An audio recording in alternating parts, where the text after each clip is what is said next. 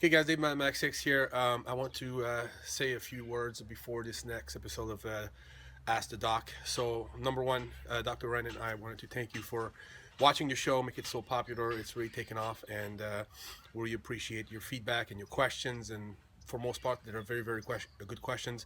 But what I want to say is a few things. Number one, before you submit your question, please review all the existing show already because a lot of material have been covered, and a lot of time people are sending me questions that have been answered already. So I cannot ask the same questions over and over to the doc. So make sure to review the previous shows before you submit the questions. That's very important. Also, um, usually when I shoot with Dr. Ren, it's maybe once every 3 or 4 weeks. So he's not, he's really busy. So I don't have access to him on a weekly basis like I do with Eric Brozer or some other people. So please be patient when you submit your questions. Usually what we do is we shoot for about an hour and 15 minutes.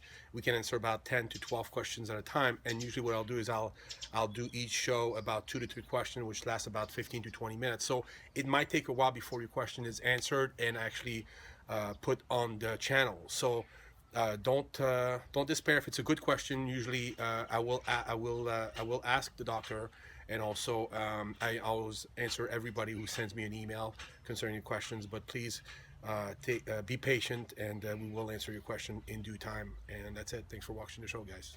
Doc, what is TB500? I've been told it's similar to growth hormone. From what my friend says, it promotes creation of new blood and muscle cell. He also says that the front of his got shredded on it. What do you think of it?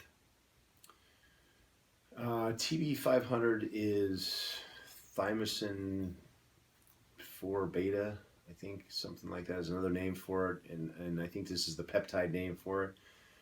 But the thymus gland tends to uh, not function as well as we get older, and the research I think is done mainly in horses. So I don't think we have a lot of research with humans yet, as I recall. I may be wrong, but it's supposed to help actin, the formation of actin in the muscle fiber, which obviously would help. I guess to get leaner if you're repairing your muscle tissue better, and of course any endothelial factors to help. Uh, Blood flow to the muscles would be helpful. It's supposed to help with cell migration and proliferation, but I think more specifically, it's in the muscle fiber itself to create more actin. So in that way, yeah, I could see it being used for reduction of inflammation and repair of muscle. And of course, if you repair muscle, the more muscle you have, the more you're burning calories even while you're sleeping. So I could see somebody getting more lean if over time they're building more muscle. But I wouldn't think of it necessarily as a fat burner or something like that. But Or a GH replacement or something like Simone? yeah, not yeah. I mean, again, it's a different mechanism totally than the way GH or IGF-1 would work. So when you say replacement, it's definitely not working by the same mechanism. But Again, I think sometimes people send us questions such as this TB500 and Keel a bit earlier before because they're trying to find out, okay, I can't afford GH or I can't take GH, or it's not accessible to me, whatever.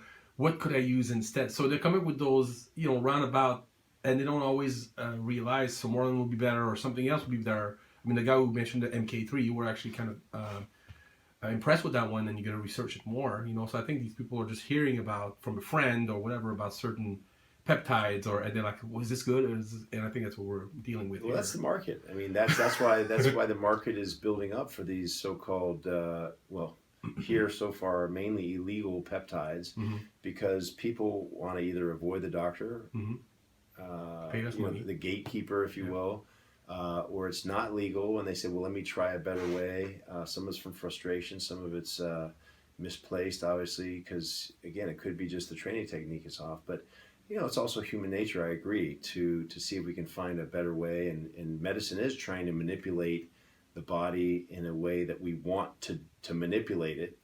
Um, People get caught up in the natural or normal. It's natural and normal to get sick and die one day. So, I love when you say whether that. it's the discovery of the penicillin and how that works, or